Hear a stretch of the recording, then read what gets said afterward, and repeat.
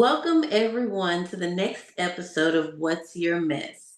Mental, Emotional, Social Status of Life.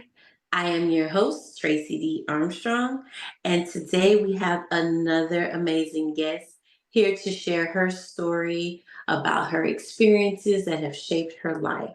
And just a reminder, this podcast is not just about the stories being told, but it's about the triumphs and the resilience and the strength that these guests have shown to overcome these obstacles in their lives.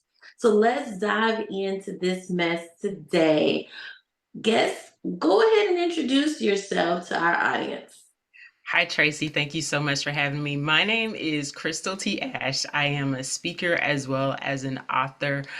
I've been working in this space of mentoring young people for the past probably 15 years and just excited to be able to tell a little bit more of my story. I know I pour in a lot to young people, and this time I'm, pouring a little bit out on a deeper level. So I'm excited to be able to share my story. Awesome. And I'm excited to have you. And you said, you've been mentoring young people. Let me just ask real quick, what age group do you normally mentor? It could start as small as two or three, some would say. But, because I used to be a basketball coach for 3 and 4 year olds, nobody would want to train them, so to speak. But they were my passion because to me, they were quicker to pick up the fundamentals of the sport and things of that nature. So I've mentored young people throughout the years, but I think my sweet spot is probably going to be anywhere from like 10 years old up till about anywhere to 25 and older, if I'm totally honest about it. And so I've been able to connect with young people that now that I'm seeing who've started, their own firms, or one young lady has become a designer, has some amazing designs. One young lady who's now in PA school, and it's just, to be able to see them, some that are about to graduate college, to be able to see them and how they've grown. And I always tell them, I'm not here to tell you what to do, right? I'm just here to tell you some things that may have worked for me along the way that may be able to benefit you. Yes, completely understand. Hat goes off to you and the 3, 4 year olds. I coach cheer, and I don't no, don't you take the 3, 4 year olds over there. No, give me the 10 through 18. So I feel you. So as we get started today, I know that you haven't always been an author and a speaker, and a mentor. So let's tell everyone, what's one of your messes that you've gone through in your life?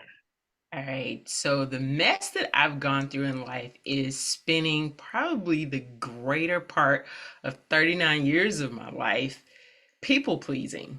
Is something that I picked up as a young child. I can remember the moment that I picked it up. I remember the first time that I started to compare myself to others. I was in the third grade. I was in an award ceremony, and I had just received a certificate for receiving AB honor roll, right? And I look up, and one of my classmates was getting a trophy. And I'm like, what is she getting that trophy for? And they're like, oh, my teacher says, these are for the students who made all A's for the year. And I instantly downgraded the certificate that I had worked hard for, my AB honor roll certificate. And I was like, it almost put in my brain like, oh, you're not enough. You got to get that A trophy. Like, you have to strive to get that because that is what people want from you. And the next year, all throughout fourth grade, I did everything possible to get extra credit and worked really hard to get that trophy.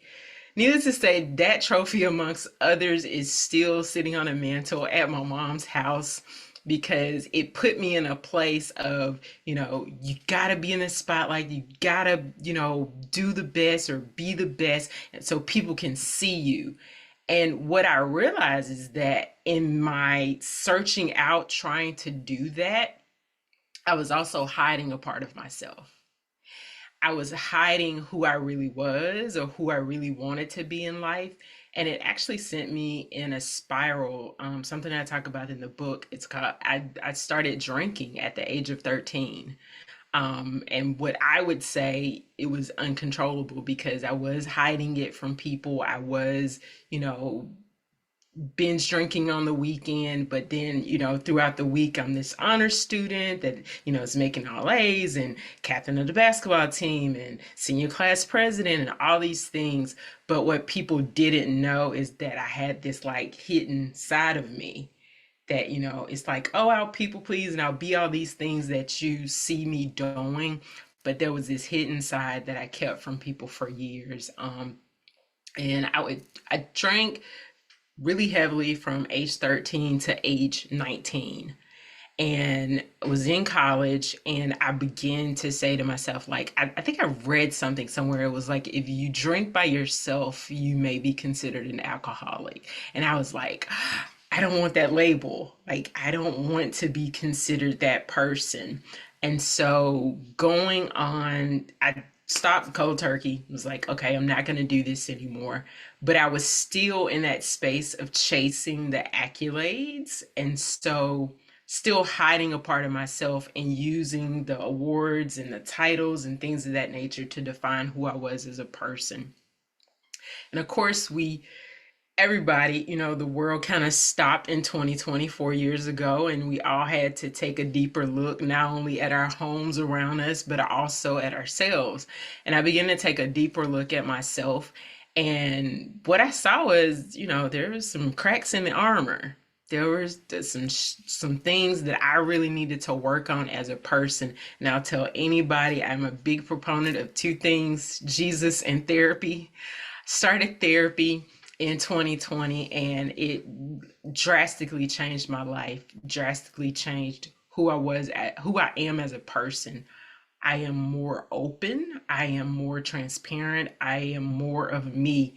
It's something my dad said to me, um probably a year after I started therapy. He said, I feel like I'm finally starting to meet the real Crystal. I, I feel like you've been pretending to be someone all of these years, and now we finally get to meet you. So that's where I am. Oh, wow. And let me just ask a question real quick with that. How old were you when he said that? I was 39. Yeah, I was 39 years old. Yep. That because I'm just thinking he said it's like you said it's more of you, and he felt like he was finally getting to see the true you at Yeah. 39 years old. Right, And right. so wow. And you unpacked a lot right there. And I just want to go back to the beginning. And I'm listening to you talk, and I'm like, oh, I can relate to that. Oh, she got AB on the road. Oh no. Oh, Yeah, she got a trophy. Wait a minute, I want that trophy. That yeah. guilty, guilty. Oh, I need to get straight A's. And so with that, how did it affect you? And then you said there's a couple of things. I mean, and then you said you started drinking at 13. So I Yes. want to talk about that space there mentally. Mhm. How were you mentally when you were in that space of life right I would say I couldn't label it at the time or identify it at the time, but I would really say there was a lot of depression and a lot of confusion because you're in that space, at that age where you're trying to figure out who you are as a person, but it's like who you are, for me, who I really am, in the spaces, whether it's my family or friends or at school in the community. It was like who I really was would have been considered weird, right? It's like I'm the girl that likes to go hiking and, out on the trails by herself and just kind of doing her own thing, just kind of wanderlust if you think about it.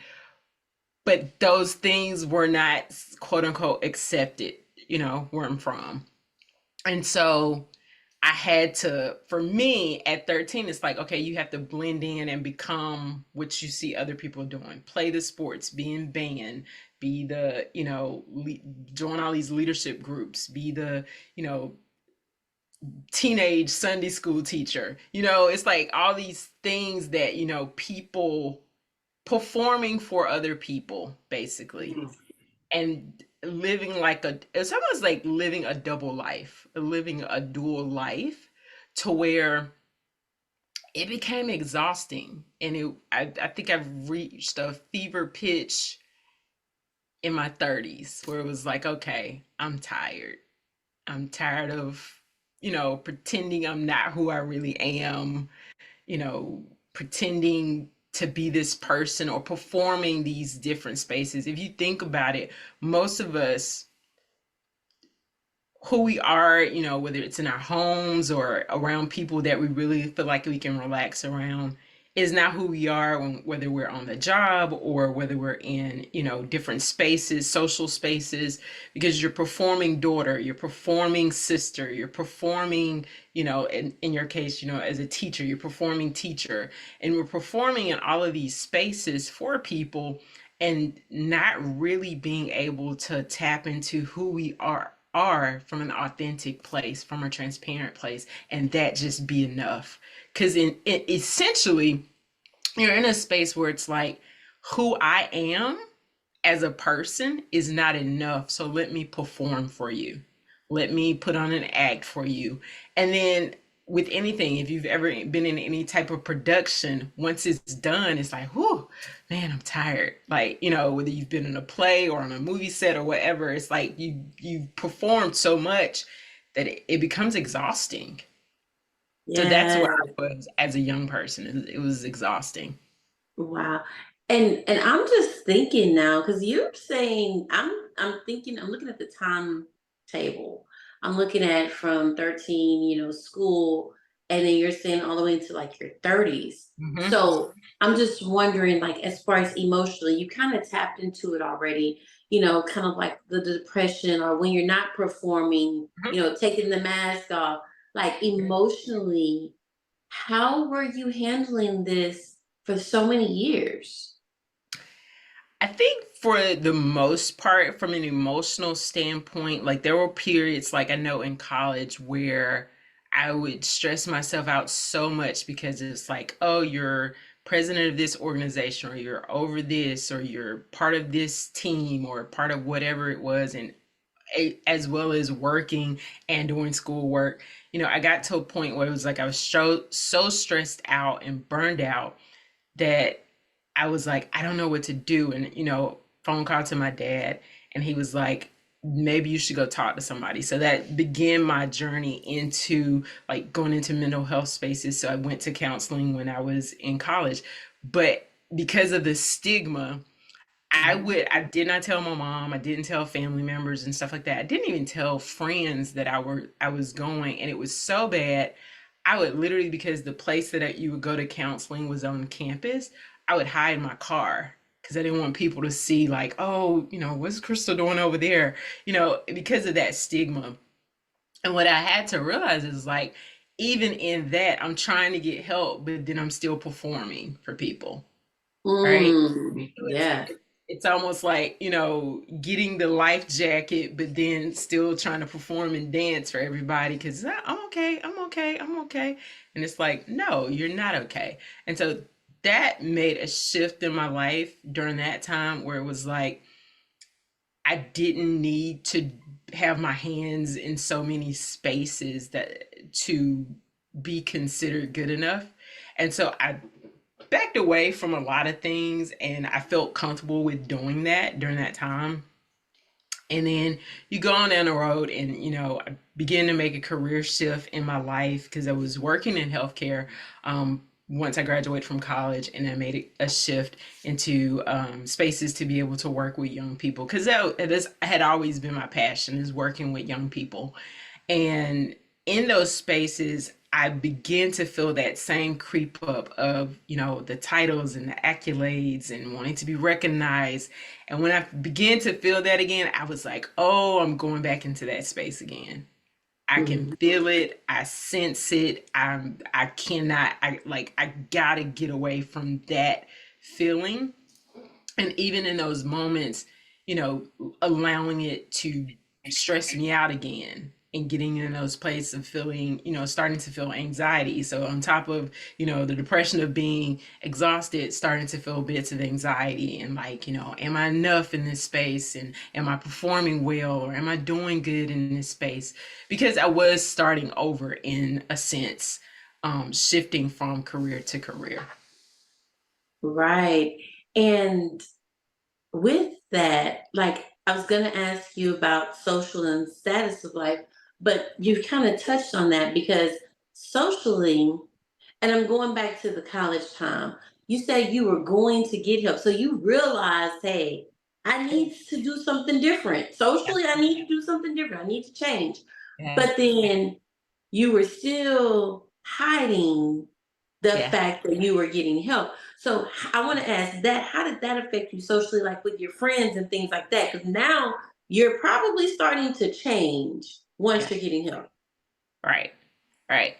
And so it like, if we go back to the college space, my friends didn't know. They just knew like, oh, well, Crystal's no longer going to be over this organization, or she's no longer working on this, or she's saying no more, right?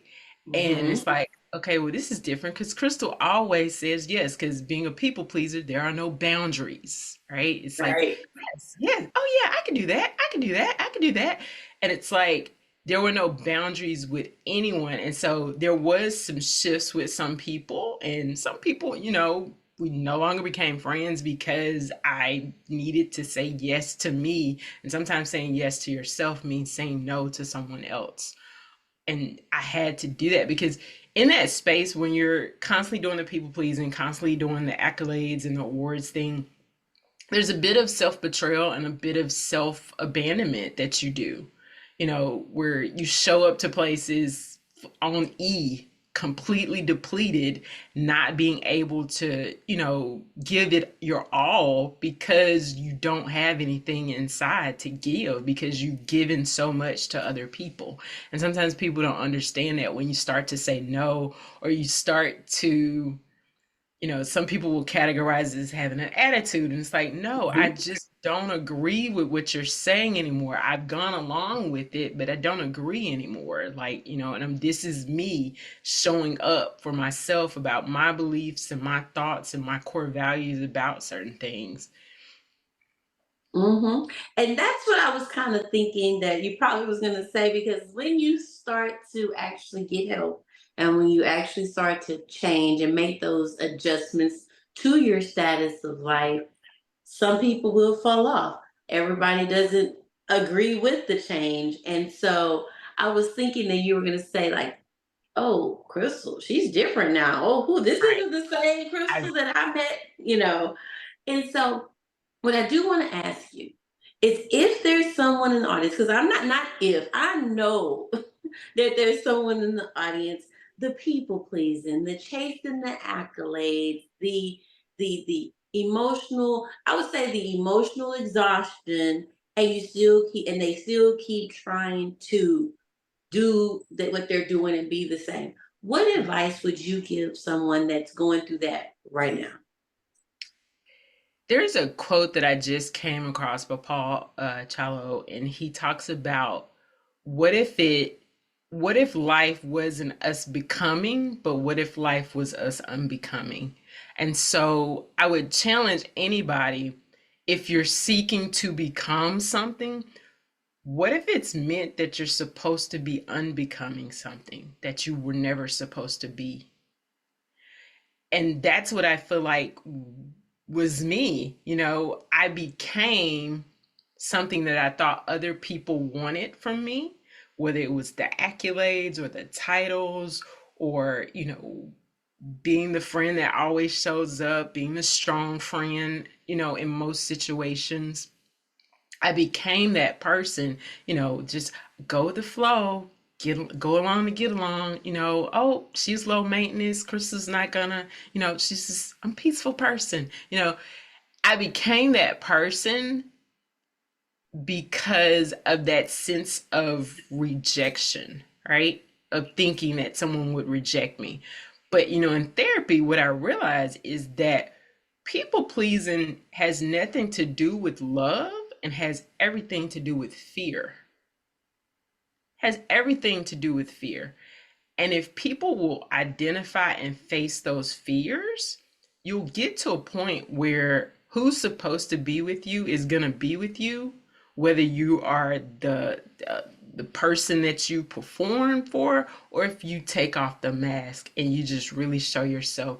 I used to always ask myself internally when I was interacting with people, if I show you who I really am, will you stay or will you go?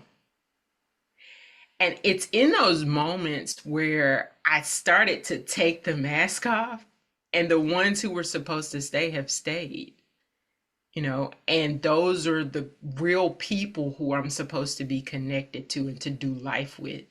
And the people who left, it's okay. It's Exactly. okay. Because this is me. This is me in my fullness. There are no more masks. It's just me, and getting away from things that we've been conditioned to believe about who we are as people, right? Whether that's from your family culture or your friend circles, your social circles, religion, even conditioning from society that says, oh, you're supposed to be this because you're a woman, or you're supposed to be this because you're black, or you're supposed to be this because of whatever reason.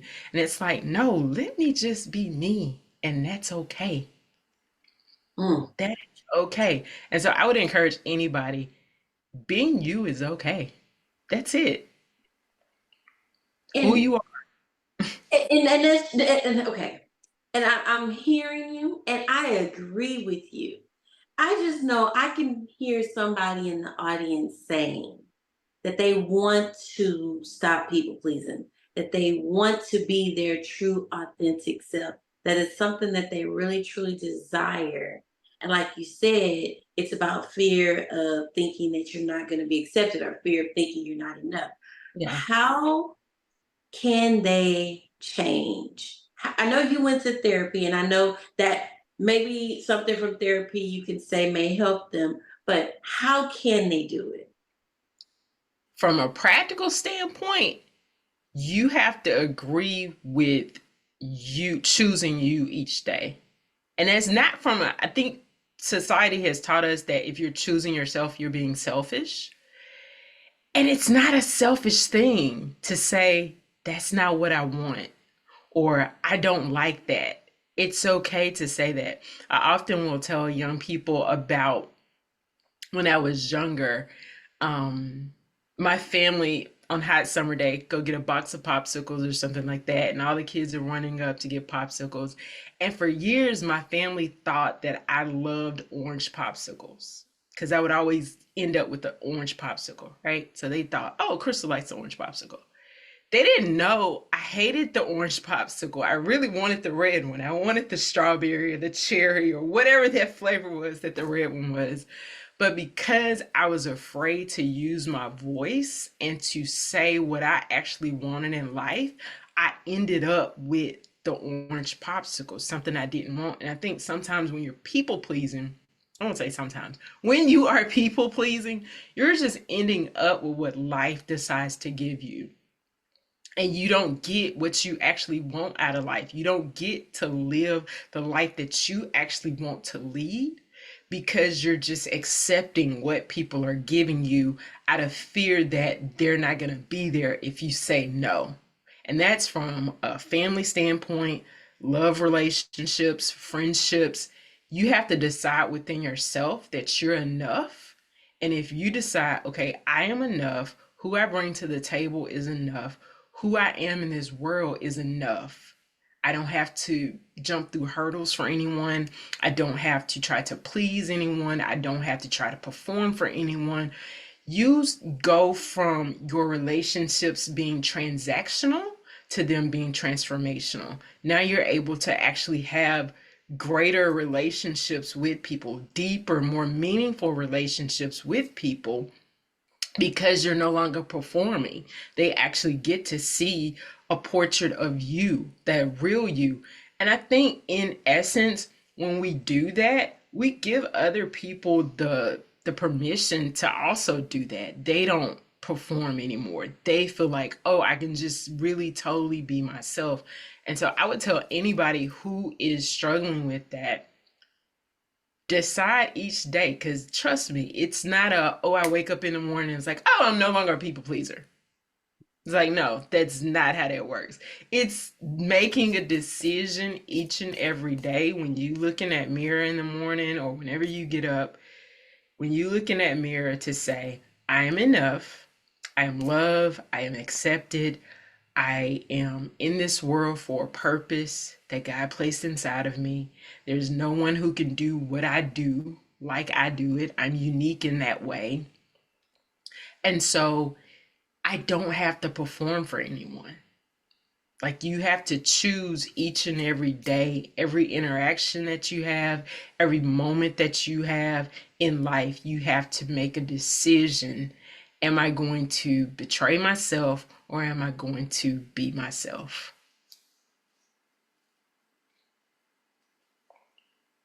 That's good. You just dropped so many nuggets right there. I'm like, I don't even know which part I'm gonna take because this the unbecoming, what you become, the am I gonna be me, the transactional relationships to transformative relationships. Oh my gosh, so amazing. So, if someone wanted to connect with you or purchase your book and support you in those ways, how can they do that? Absolutely. Of course, I wrote my book. I self-published in 2021. It's called Lessons from My Grandma's Table. And I talk about some of those moments in my life where those like life-defining moments that happen in the book. And I also add lessons that I learned from those things. And I began those lessons, like acquiring those lessons as a young person, probably three or four. Probably shouldn't have been drinking coffee with my grandma, but I was. But we would sit at her table and drink coffee.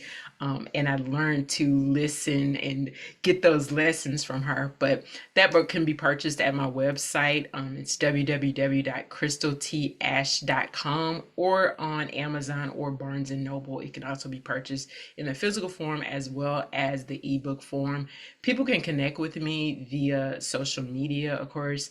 On Instagram, it's CTA Speaks. That's CTA Speaks.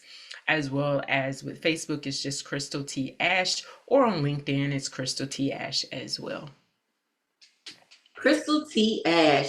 And what I'm going to do at the end of the video, for those that are watching, I'll have all her information with her links and her book information. So go and support, go and connect, like, share, subscribe to everything that she has going on because it sounds like Crystal T. Ash has a word and some lessons that you all can take with you for life.